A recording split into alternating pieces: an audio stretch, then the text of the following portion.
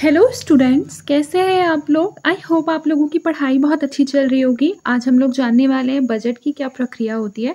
तो सबसे पहले याद रखिएगा कि जो बजट है वो फ्रांसीसी शब्द है। क्या है? फ्रांसीसी शब्द है। लेकिन आप लोगों को जो है वो कॉन्स्टिट्यूशन में बजट शब्द देखने के लिए नहीं मिलेगा। तो कॉन्स्टिट्यूशन में क्या मिलेगा? कॉन्स्टिट्यूशन में है वार्षिक वित्तीय विवरण। क्या है? वार्षिक वित्तीय विवरण। कौन से आर्टिकल में इसका यूज हुआ है? 112। देखिए यहाँ पर क्या लिखा हुआ है। सबसे पहले बजट की प्रक्रिया के बारे में हम जानेंगे। ठीक है, याद रखिएगा कि जो बजट है वो 1 फरवरी को वित्त मंत्री के द्वारा लोकसभा में पेश किया जाता है। ठीक है, इसको हम थोड़ी आसान भाषा में खुद से समझने का प्रयास करते हैं। ठीक है, देखिए बजट की जो प्रक्रिया होती है, आप लोगों को पता होगा कि भारत सरकार की एक बहुत ही महत्वपूर्ण यह प्रशासनिक प्रक्रिया है। कैसी प्रक्रिया है? प्रशासनिक प्रक्रिया है, जिसके तहत क्या होता है? राजस्व और व्यय की योजना बनाई जाती है। राजस्व और व्यय की योजना बनाया जाता है। राजस्व को बोलते हैं रेवेन्यू और व्यय को क्या कहते हैं? एक्सपेंडिचर। दोनों की योजना बनती है। इसे संसद में हर साल पेश किया जाता है। और इसको अगर थोड़ी आसान भाषा से समझे तो चरणबद्ध तरीके से समझना बहुत ज़्यादा इम्पॉर्टेंट हो जाता है। सबसे पहले बजट क्या है? तो सरकार का वार्षिक आय और व्यय का अनुमान बजट कहलाता है। ठीक है, जिसे हर साल वित्त मंत्री 1 फरवरी को कहाँ पेश करते हैं? संसद में पेश करते हैं।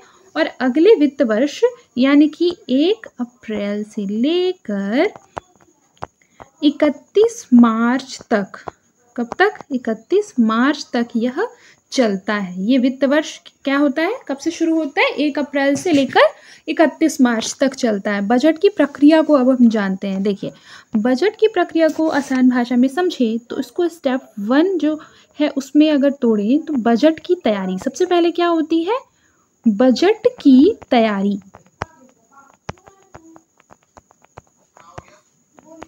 देखिए, बजट की तैयारी यानी कि प्रिपरेशन ऑफ बजट। याद रखिएगा, बजट की जो तैयारी है उसका जो कार्य होता है वो कौन करता है? वित्त मंत्रालय। कौन करता है? वित्त मंत्रालय। इसको नोट कर लेंगे। याद रखिए, हर मंत्रालय जो है वो अपने अपने खर्चों और ज़रूरतों की जानकारी यहाँ पर पेश करता है। वित्त मंत्रालय क्या करता है? इन आंकड़े को इकट्ठा करता है और फिर बजट का बेसिकली एक जो बजट होता है उसका क्या तैयार करता है? मसौदा तैयार करता है। ठीक है, देखिए कैबिनेट की जो मंजूरी है, ये हमारा सेकंड जो स्टेप होता है इसमें, कैबिनेट की मंजूरी। इसमें क्या हो जाता है ना कि जो बजट होता है वो संसद में प्रस्तुत करने से पहले, इसमें क्या होता है? बजट को संसद में प्रस्तुत करने से पहले जो मंत्री परिषद होती है यानी कि कैबिनेट, कैबिनेट की मंजूरी ली जाती है। किसकी मंजूरी ली जाती है? कैबिनेट की मंजूरी ली जाती है। और थर्ड क्या होगा? फिर देखिए, थर्ड स्टेप होगा संसद में बजट को पेश करना। सबसे पहले हम लोगों ने क्या किया? सबसे पहले किया बजट की तैयारी। आप लोगों को याद करना है। ठीक है, सबसे पहले क्या हुआ? बजट की तैयारी, प्रिपरेशन ऑफ बजट। तैयारी करने के बाद उसको कैबिनेट से मंजूरी दिलवाई जाएगी, जो कि मंत्री परिषद होंगे। ठीक है, उसके बाद क्या होगा कि संसद में बजट को पेश करना यानी प्रेजेंटेशन इन पार्लियामेंट।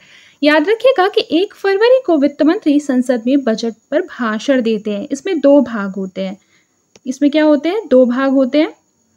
इसमें 2 भाग में पहला भाग हो जाएगा, एक हो जाएगा राजस्व बजट और दूसरा हो जाएगा पूंजीगत बजट। आप लोगों को दोनों के बीच का डिफरेंस पता है? देखिए, राजस्व बजट जो होता है, जिसे बोलते हैं रेवेन्यू बजट। रेवेन्यू बजट जो होता है वो सरकार की आमदनी और खर्च का अनुपात होता है। ठीक है, लेकिन जो पूंजीगत बजट होती है यानी कि कैपिटल बजट होती है, वह निवेश और विकास कार्यों के लिए रखी गई राशि होती है। उसको बोलते हैं पूंजीगत बजट। उसके बाद फोर्थ स्टेप क्या होगा? देखिए, फोर्थ स्टेप जो होगा वो होगा बजट पर चर्चा। यानी संसद में क्या होगा? संसद में बजट पर एक विशेष विस्तृत चर्चा की जाएगी। लेकिन याद रखिएगा, यहाँ पर जब चर्चा होगी तो यहाँ पर वोटिंग अभी नहीं होगी। वोटिंग नहीं होगी, सिर्फ क्या होगा? चर्चा होगा। चर्चा में सुझाव रखा जाएगा, आलोचना रखा जाएगा, लेकिन केवल क्या होगा? चर्चा होगा। फिर देखिए, संसद की स्थायी समितियां बजट के विभिन्न हिस्सों की जांच करती है। विभागीय जांच में क्या करेगी? जो पार्लियामेंट होगी, वो जो भी स्टैंडिंग कमिटीज होगी उसके बजट के विभिन्न हिस्सों की जांच करेगी। सिक्स्थ पॉइंट हो जाएगा अनुदान मांगे और वोटिंग। क्या होगी? अनुदान मांगे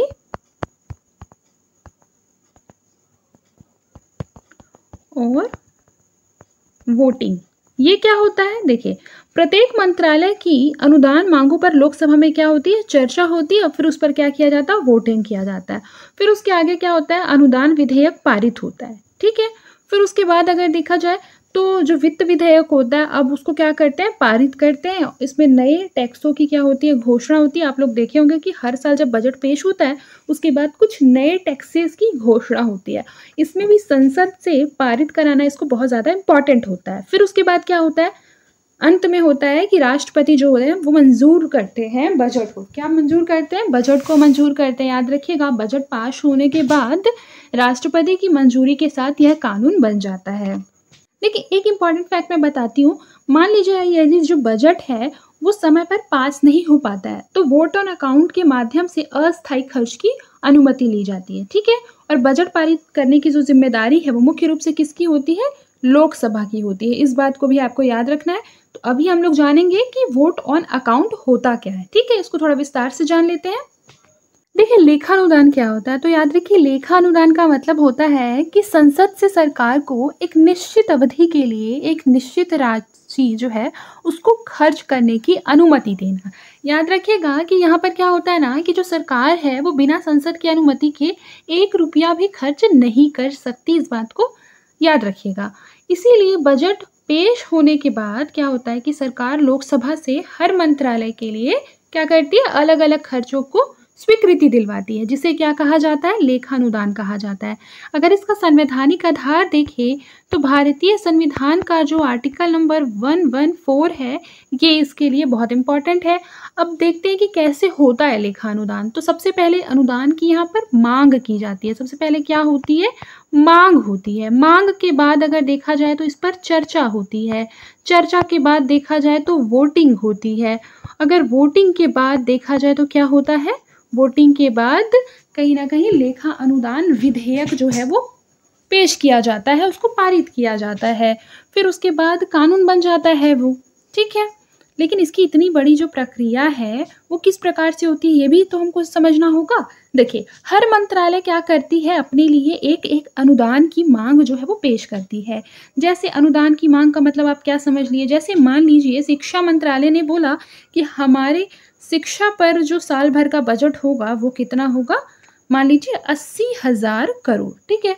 स्वास्थ्य मंत्री ने बोला, स्वास्थ्य मंत्रालय जो है, कि हमारे लिए होगा मान लीजिए 1,20,000 करोड़। ठीक है। और मान लीजिए रेल मंत्रालय ने 70,000 करोड़ का मसौदा तैयार किया। ठीक है। ये इनके अनुदान मांगे हैं। अब क्या होगा लोकसभा में? इस पर सेकंड क्या था? चर्चा होगी। यानी लोकसभा क्या करेगी? ये जो मांग इतने बड़े बड़े हैं इस पर क्या होगी? चर्चा होगी। मतदान के बाद फिर ये उन्हें पास कर देगी। कौन? लोकसभा। याद रखिएगा कि राज्यसभा इस मतलब जो ये अनुदान मांग है उस पर क्या करेगी? राज्यसभा का केवल यही कार्य है कि वह केवल उस पर क्या कर सकती है? चर्चा कर सकती है। लेकिन राज्यसभा को इस पर वोट देने का अधिकार नहीं होता है। उसके बाद थर्ड क्या था? वोट होगा उस पर। ठीक है। जो कि राज्यसभा नहीं करेगी, केवल लोकसभा करेंगे। अब उसके बाद क्या हो जाएगा कि बेसिकली ये जो बिल है वो पारित हो जाएगा। यानी जिन अनुदानों को लोकसभा पारित कर देती है अपनी वोट की सहायता से, उन्हें मिलाकर अब क्या हो जाएगा? लेखानुदान विधेयक बनाया जाता है। यह विधेयक संसद में पारित होता है और राष्ट्रपति की मंजूरी मिलने के बाद वह क्या हो जाता है? कानून बन जाता है। कानून बनने के बाद अब सरकार को उन स्वीकृत खर्चों को करने की वैधानिक अनुमति मिल जाती है। ठीक है। अब देखिए नोट्स में क्या लिखा है? लेखानुदान वोट ऑन अकाउंट। सबसे पहले फर्स्ट पॉइंट है कि यदि बजट जो है वो 31 मार्च के पहले पारित ना हो सका तो सरकार के लिए खर्च हेतु संसद एक अग्रिम राशि प्रदान करती है जिसे लेखानुदान कहा जाता है। इंग्लिश में बोलते हैं वोट ऑन अकाउंट। इस बात को याद रखना है। फिर देखिए सेकंड पॉइंट है कि वर्तमान में लेखानुदान नहीं लिया जा रहा है क्योंकि बजट 31 मार्च से पहले पारित हो जा रहा है। फिर देखिए विभागीय समितियां। विभागीय समितियां में आता है संसदीय समिति, सरकार की विभिन्न विभागों की समिति। ठीक है। इसमें अनुदान की मांग शामिल होते हैं, मंत्रालयों की रिपोर्ट शामिल होती है, प्रस्तावित विधेयक की जांच शामिल होती है। याद रखिएगा ये सारा जो है वो विभागीय समितियों का कार्य है। यदि कहा जाए तो विभागीय समितियां अमेरिका के कांग्रेस से प्रभावित है, जिसकी शुरुआत भारत में 1993 में हुई थी। अनुदान की मांग जिसे बोलते हैं डिमांड ऑफ ग्रांट्स। देखिए, डिमांड ऑफ ग्रांट्स जो है वो प्रत्येक मंत्रालय करता है। मैंने बताया ना अनुदान की मांग किस तरह से जो है वो की जाती है। सारे मंत्रालयों का अपना अपना जो है वो बजट का मसौदा होता है। फिर देखिए, वार्षिक खर्च के लिए इसमें पैसों की मांग की जाती है। अनुदान की मांग की तिथि एवं समय जो है वो उसमें बेसिकली डिसाइडेड रहता है। ठीक है, देखिए सेकंड जो टॉपिक है वो है भारत की संचित निधि पर भारित व्यय। तो याद रखिए कि जो भारत की संचित निधि है वो भारत सरकार का क्या है, मुख्य खाता है, जिसमें कि सरकार की सारी जो इनकम होती है, जैसे मान लीजिए टैक्स हो गया, ब्याज हो गया, ठीक है, और जितने भी उसके खर्च होते हैं, जैसे कि लोगों को मान लीजिए सैलरी प्रोवाइड करानी होती है, बहुत से स्कीम्स में पैसे लगते हैं, या फिर ऋण चुकाना होता है, तो ये सारे क्या होते हैं, मतलब सरकार की जो आय और खर्च जो है वो दर्ज होते हैं। ठीक है, यह खाता भारतीय संविधान के कौन से आर्टिकल के अंतर्गत आता है, संचित निधि? ये मैंने आप लोगों को पढ़ाया है पहले। ये आता है 266 क्लॉज 1 के अंतर्गत। इस बात को याद रखिएगा। भारित व्यय क्या होता है, सबसे पहले ये बताइए। ठीक है, हम लोगों ने संचित निधि समझ लिया भारत की। अब बताइए भारित व्यय क्या होता है, जिसे हम बोलते हैं चार्ज्ड एक्सपेंडिचर। ये क्या होता है? तो भारित व्यय का मतलब होता है ऐसा खर्च जो कि भारत की संचित निधि से होता है, लेकिन जिस पर लोकसभा में क्या नहीं होती है, वोटिंग नहीं होती है। यानी कि सरकार को इस खर्च के लिए लोकसभा से अनुमति लेने की आवश्यकता नहीं होती है। यह खर्च क्या होता है, स्वतः ही स्वीकृत माना जाता है। इस बात को एकदम अच्छे से आप लोगों को याद रखना है। ठीक है, और भारत की संचित निधि पर बेसिकली कटौती प्रस्ताव भी नहीं लाया जा सकता है, जबकि जो अन्य व्यय है ना उससे क्या हो सकता है, कटौती प्रस्ताव लाया जा सकता है। याद रखिएगा कि जो भारित व्यय है, अगर उसके एग्जाम्पल देखें तो राष्ट्रपति और उपराष्ट्रपति का जो वेतन भत्ता है वो भारत की संचित निधि पर भारित होता है। उसके अलावा अगर देखें तो भारत के सुप्रीम कोर्ट के न्यायाधीशों का वेतन हो गया, या फिर लोकसभा अध्यक्ष या फिर राज्यसभा सभापति का वेतन हो गया, भारत के नियंत्रक एवं महालेखा परीक्षक जिसे हम सीएजी कहते हैं उनका वेतन हो गया, या फिर संविधान के द्वारा स्थापित कुछ आयोगों का व्यय जैसे कि चुनाव आयोग हो गया, वो भी क्या होता है, संचित निधि पर भारित व्यय होता है। देखिए, भारित व्यय पर चर्चा तो होती है लेकिन वोटिंग नहीं होती। इसको भी आप लोगों को याद रखना है कि भारित व्यय पर क्या होती है, चर्चा हो सकती है परंतु वोटिंग नहीं होती है। अब देखिए नोट्स में क्या लिखा हुआ है। सबसे पहले देखिए, संविधान के अंतर्गत अनेक पदों को अत्यधिक स्वायत्तता प्रदान की गई है और यह अपेक्षा भी है कि पदाधिकारी तटस्थ एवं निष्पक्ष रूप में कार्य करेंगे। इसीलिए मंत्रालयों के द्वारा प्रस्तुत अनुदान की मांग को 2 भागों में विभाजित किया जाता है। कौन कौन से 2 भाग है वो? पहला तो भारत की संचित निधि पर भारित व्यय, जिस पर कि कटौती प्रस्ताव नहीं लाया जा सकता है, जिस पर क्या होती है, केवल चर्चा होती है, वोटिंग नहीं होती है। और दूसरा होता है अन्य व्यय। अब देखिए विनियोग विधेयक, ठीक है, जिसे बोलते हैं एप्रोप्रिएशन बिल। याद रखिए कि सामूहिक रूप से इसको लाया जाता है। देखिए, संसद के द्वारा मंत्रालयों को भारत की संचित निधि से पैसा निकालने की अनुमति दी जाती है, जिसे प्रत्येक मंत्रालय सामूहिक रूप से सदन में प्रस्तुत करता है। इसको बोलते हैं विनियोग विधेयक। मतलब अगर संचित निधि से पैसा निकालना है तो सबसे पहले क्या लाना होगा, विनियोग विधेयक को लाना होगा, जिसे बोलते हैं एप्रोप्रिएशन बिल। एप्रोप्रिएशन बिल में क्या होता है कि संसद के द्वारा मंत्रालयों को भारत की संचित निधि से पैसा निकालने की अनुमति दी जाती है। यानी संसद का यहाँ पर बेसिकली अनुमति जो लेना है वो अनिवार्य है। ठीक है, फिर उसके बाद देखिए यहाँ पर लिखा है आर्टिकल नंबर 110 जो कि धन विधेयक से रिलेटेड है, मनी बिल से रिलेटेड है। इसको एक बार पढ़ लेते हैं। देखिए, जो धन विधेयक होता है ना, जब सरकार क्या करती है, बजट में या तो टैक्स या फिर शुल्क बढ़ाने घटाने की बात करती है या चेंज करने की बात करती है, तो उसे क्या होता है, संसद की मंजूरी के लिए लाया जाता है। ठीक है, तो उसे हम बोलते हैं धन विधेयक, जो कि इससे रिलेटेड होता है, टैक्स से रिलेटेड होता है, टैक्स को चेंज करने से रिलेटेड होता है, घटाने या बढ़ाने से रिलेटेड होता है। इसका जो बेसिकली प्रावधान है वो अनुच्छेद 110 में किया गया है। और याद रखिए कि धन विधेयक को केवल और केवल जो है वित्त मंत्री ही प्रस्तुत करते हैं। कौन प्रस्तुत करता है? वित्त मंत्री ही प्रस्तुत करते हैं। याद रखिए जो धन विधेयक है उसके भी टाइप होते हैं। ठीक है, देखिए धन विधेयक जो होता है जिसको हम बोलते हैं मनी बिल, मनी बिल की भी एक प्रक्रिया होती है। जैसे एक बजट मतलब 1 फरवरी जो है, 1 फरवरी को क्या होता है, उस बजट को पेश किया जाता है। फिर वित्त मंत्री धन विधेयक को क्या करते हैं, उसके पश्चात लोकसभा में रखते हैं, फिर लोकसभा में वह चर्चा होगी, फिर वोटिंग होगा और फिर उसके बाद जो है ये राज्यसभा में जाएगा। और राज्यसभा आप लोगों को पता होना चाहिए कि जो मनी बिल है उसको रोक नहीं सकती है, केवल क्या कर सकती है, सुझाव दे सकती है। अंत में क्या होता है, अंत में होता है कि जो राष्ट्रपति होते हैं, राष्ट्रपति की मंजूरी मिलती है और ये जो बिल है वो कानून बन जाता है। बिल क्या बन जाता है, एक्ट बन जाता है। एक बात एकदम नोट कर लीजिएगा कि बिना धन विधेयक पास किए बिना कोई भी नया टैक्स जो है वो नहीं लगाया जा सकता है। इस बात को अच्छे से याद रखिएगा।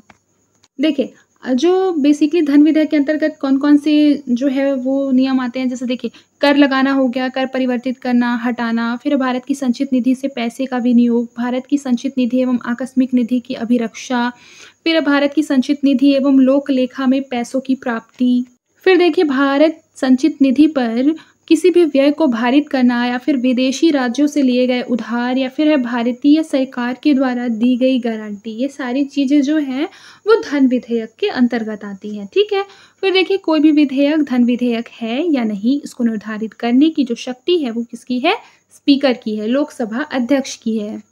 आगे देखिए विनियोग विधेयक धन विधेयक है क्योंकि अनुच्छेद 110 के अनुसार जो भारत की संचित निधि है उससे पैसों को निकालना धन विधेयक का ही एक अवयव है। याद रखिएगा कि भारत की संचित निधि से पैसों को जब हम निकालते हैं तो वो भी धन विधेयक के ही अंतर्गत आता है। इस बात को भी याद रखना। मान लीजिए स्टेटमेंट बना के पूछ लेगा और आप लोग कंफ्यूज हो जाएंगे तो आप लोगों का क्वेश्चन रॉन्ग हो जाएगा। ठीक है, देखिए अगला है वित्त विधेयक जिसे हम बोलते हैं फाइनेंस बिल। मनी बिल और फाइनेंस बिल में कुछ डिफरेंस होता है। जैसे देखिए जो बेसिकली बोला जाए कि जो मनी बिल होता है, याद रखिएगा वह भी टैक्स से जुड़ा होता है। वित्त विधेयक भी टैक्स से जुड़ा होता है लेकिन यह मनी बिल नहीं होता है। वित्त विधेयक में भी टैक्स से रिलेटेड जो है वो बेसिकली चीज़ें शामिल होती है, परंतु ये क्या नहीं होता है, मनी बिल नहीं होता है।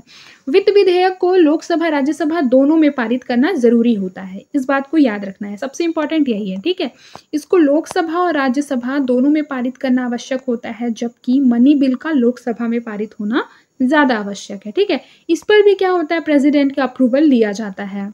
देखिए इसकी अगर प्रक्रिया को हम समझें तो इसकी प्रक्रिया भी है कि बजट के साथ वित्त मंत्री इसे भी 1 फरवरी को ही लोकसभा में पेश करते हैं। लोकसभा में इस पर चर्चा होती है, वोटिंग होती है, फिर उसको राज्यसभा में भेजा जाता है। फिर उसके बाद क्या हो जाता है कि राष्ट्रपति उसको मंजूरी देकर कानून बना देते हैं। ठीक है, तो देखिए अब यहाँ पर क्या लिखा है, सरकार के द्वारा अगले वित्तीय वर्ष के लिए प्रस्तावित करारोपण के प्रावधान को ही वित्त विधेयक कहा जाता है। ठीक है, किसके प्रावधान को, अगले वित्त वर्ष के लिए प्रस्तावित करारोपण। ठीक है, अभी ये क्या है, केवल प्रस्तावित है। देखिए वित्त विधेयक भी धन विधेयक है जिसे कि अनुच्छेद 110 में उल्लेखित किया गया है। वित्त विधेयक में भी राज्यसभा की भूमिका द्वितीयक या फिर गौण हो जाती है। राज्यसभा इसे 14 दिन तक रोक सकती है। कितने दिन तक रोक सकती है, 14 दिन तक रोक सकती है। और 14 दिन के बाद तो उसे क्या करना है, स्वीकृति देना ही है।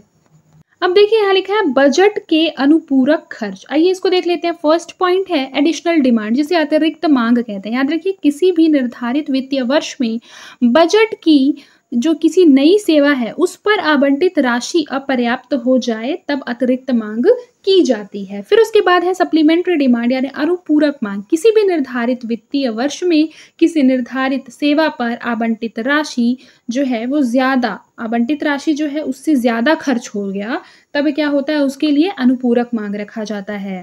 अब देखिए वोट ऑफ क्रेडिट जिसे प्रत्यानुदान कहते हैं। प्रत्यानुदान क्या होता है, तो सरकार के द्वारा किए गए वित्तीय विवरण, मतलब किए गए जो खर्च हैं उसका वित्तीय विवरण देना क्या हो जाता है, संभव नहीं है। क्यों, क्योंकि खर्च की प्रकृति अनिश्चित होती है। इसीलिए यदि संसद जो है वो कार्यपालिका को दिया गया खाली चेक के समान है। याद रखिएगा, यानी कि जो वोट ऑफ क्रेडिट है जिसे प्रत्यानुदान बोलते हैं उस संसद के द्वारा कार्यपालिका को दिया गया एक खाली चेक के समान है। फिर देखिए आपवादिक अनुदान यानी एक्सेप्शनल ग्रांट क्या होता है, तो सरकार के द्वारा निर्मित बजट में खर्च की कल्पना न की गई हो अपितु किसी विशेष प्रयोजन के कारण नवीन खर्च को आपवादिक अनुदान के अंतर्गत रखा जाता है। यानी इसमें बेसिकली क्या होता है, जैसे आप लोगों ने देखा होगा कि कई बार घर पे भी ऐसा होता है। ठीक है, हम बजट बनाते हैं किसी इंपॉर्टेंट चीज़ का, लेकिन मंथ में मान लीजिए हम लोगों ने ये बजट में नहीं लिखा कि कोई गेस्ट आएँगे तो उनके गिफ्ट्स और उनको जो भी उनकी खातिरदारी करने में जो कुछ लगेगा, वो हम लोगों ने ऐड नहीं किया और किसी भी मंथ में जो है वो गेस्ट अचानक से आ गए, ठीक है? तो ये बिल्कुल उसी प्रकार से है, तो ये अपवादिक अनुदान के अंतर्गत रखा जा सकता है। फिर देखिए एक्सेस डिमांड यानी अधिक माँग। अधिक माँग क्या होता है? तो किसी भी निर्धारित वित्तीय वर्ष में निर्धारित जो है वो सेवा पर आवंटित राशि से ज़्यादा पैसा खर्च हो जाए, तो वो हो जाता है एक्सेस डिमांड। अब देखिए धन विधेयक वित्त विधेयक में क्या-क्या डिफरेंस है? तो धन विधेयक की प्रक्रिया जो है इसे केवल लोकसभा में प्रस्तुत किया जाता है। मैंने ये बात बताया था कि धन विधेयक जो है मनी बिल वह केवल और केवल लोकसभा में प्रस्तुत होता है, जबकि वित्त विधेयक जो होता है उसकी विषय वस्तु कैसी है? तो अनुच्छेद 110 के विषय के अलावा कोई अन्य विषय शामिल होगा, वह क्या हो जाएगा? वित्तीय विधेयक हो जाएगा। देखिए इसमें फिर है धन विधेयक को लोकसभा में प्रस्तुत करने से पूर्व राष्ट्रपति की अनुमति क्या है? आवश्यक है। इस बात को याद रखिएगा। फिर उसके बाद देखिए राज्यसभा की जो मतलब भूमिका है वो कैसी होती है? गौड़ होती है धन विधेयक के संबंध में। फिर है पुनर्विचार के लिए नहीं भेजा जा सकता। ये भी बहुत इंपॉर्टेंट है कि मनी बिल जो होता है धन विधेयक उसको पुनर्विचार के लिए नहीं भेजा जा सकता है। अब देखिए वित्त विधेयक में क्या है? तो वित्त विधेयक जो है वो लोकसभा में प्रस्तुत होगा, राष्ट्रपति की पूर्व अनुमति आवश्यक है इसमें भी, और राज्यसभा को विधेयक में संशोधन का पूरा अधिकार है, यानी इसमें राज्यसभा को थोड़ा सा ज़्यादा अधिकार मिला हुआ है।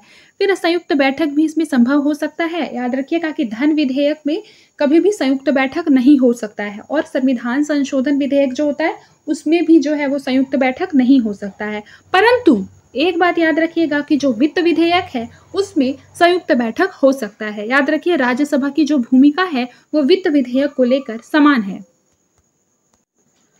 फिर देखिए इसमें क्या लिखा है वित्त विधेयक में कि भारत की संचित निधि से व्यय होता है। फिर उसके बाद देखिए किसी भी सदन में लाया जा सकता है जो वित्त विधेयक है उसको, संयुक्त बैठक संभव है, राज्यसभा समान भूमिका में होते हैं, और विधेयक पर विचार के लिए राष्ट्रपति अनुशंसा करेगा। तो ये बात तो हम सबको पता है।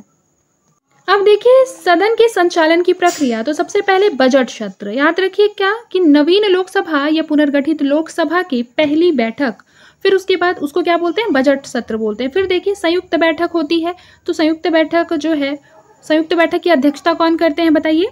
मैंने आप लोगों को बताया था कि जो लोकसभा के स्पीकर होते हैं वो संयुक्त बैठक की अध्यक्षता करते हैं, और संयुक्त बैठक में लोकसभा राज्यसभा दोनों के मेंबर जो है वो शामिल होते हैं।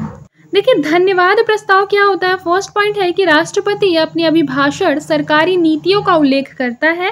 याद रखिएगा कि राष्ट्रपति अपने अभिभाषण के द्वारा क्या करता है?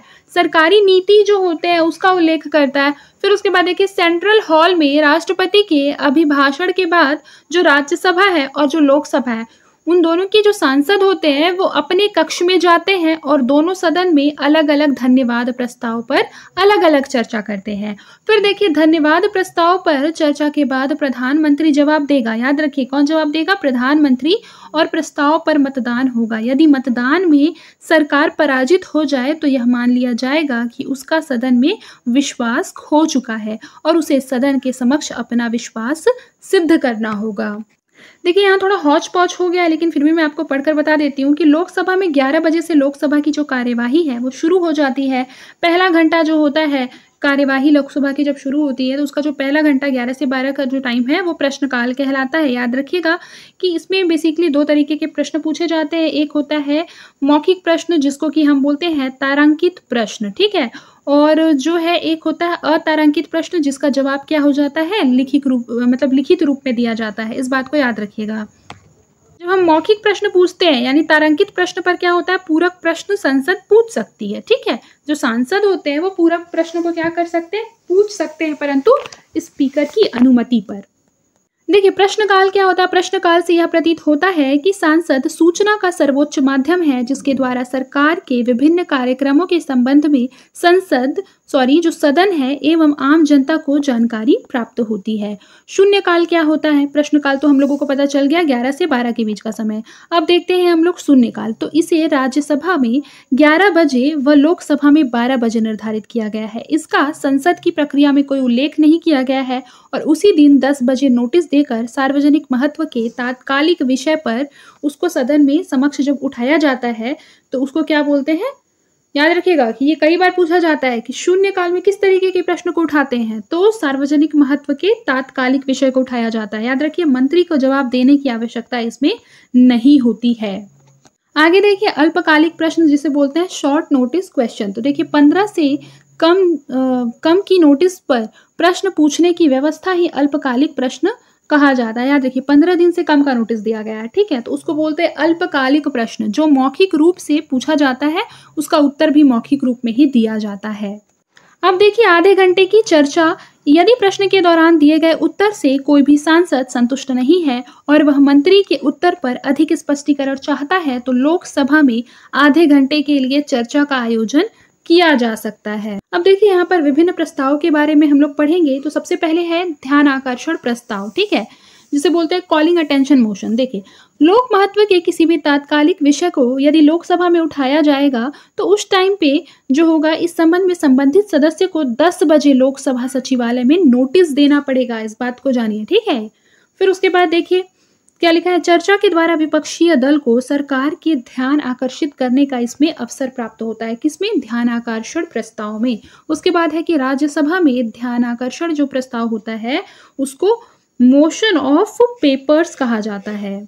आगे देखिए, स्थगन प्रस्ताव, ठीक है, किसी भी लोक महत्व के तात्कालिक विषय के चर्चा के लिए सदन में नियमित कार्यवाही रोककर इस विशेष विषय पर चर्चा का आयोजन, और जब तक इस विषय पर चर्चा समाप्त नहीं होगी सदन में कोई अन्य विषय या कोई अन्य कार्य संभव नहीं है। सदन में इसे प्रस्तुत करने के लिए 50 सांसद के समर्थन की आवश्यकता होती है। याद रखिए, कई बार ये भी पूछा जाता है कि जो स्थगन प्रस्ताव है उसे प्रस्तुत करने के लिए कितने सांसद के समर्थन की आवश्यकता होती है, तो 50 सांसद की। फिर देखिए, जो चर्चा होती है उसके अंत में क्या होता है, मतदान होता है, और यदि सरकार मतदान में पराजित हो जाए तो उसे सदन के समक्ष अपना विश्वास सिद्ध करना होगा।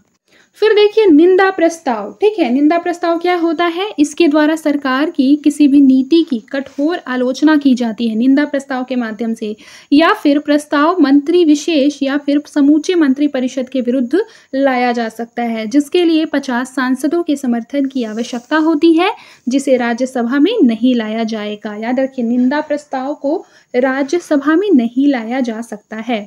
एक चीज नोटिस कीजिए, इसे सदन में लाने के लिए निंदा प्रस्ताव को निम्नलिखित आधार है। पहला, विषय निश्चित प्रकृति का होना चाहिए। इसके लिए संघ सरकार उत्तरदायी होनी चाहिए।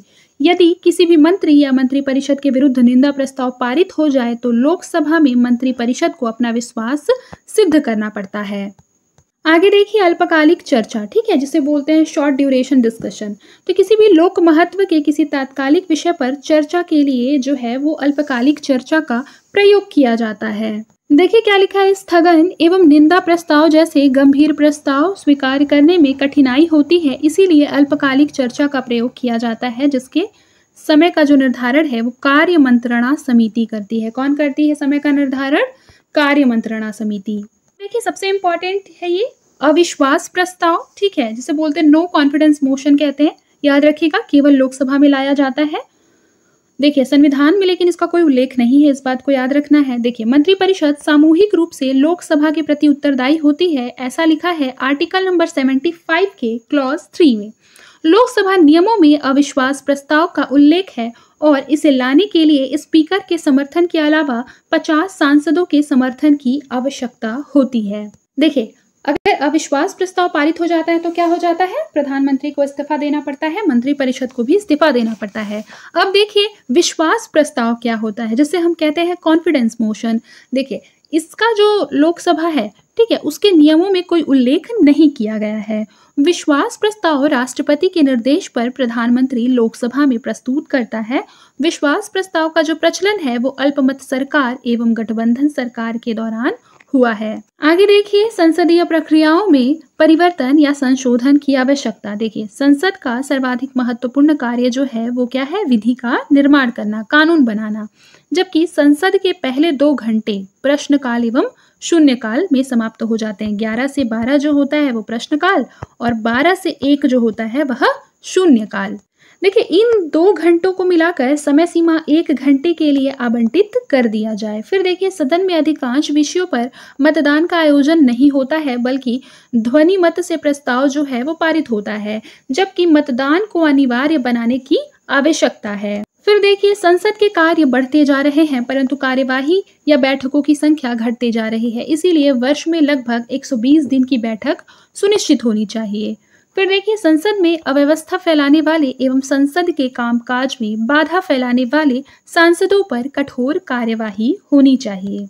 देखिए क्या लिखा है, दल बदल के अंतर्गत स्पीकर के द्वारा सांसद की सदस्यता के संबंध में निर्णय एक निश्चित सीमा में होनी चाहिए। संसदीय चर्चा एवं संवाद को स्वस्थ बनाने के लिए दल बदल अधिनियम में परिवर्तन की आवश्यकता है।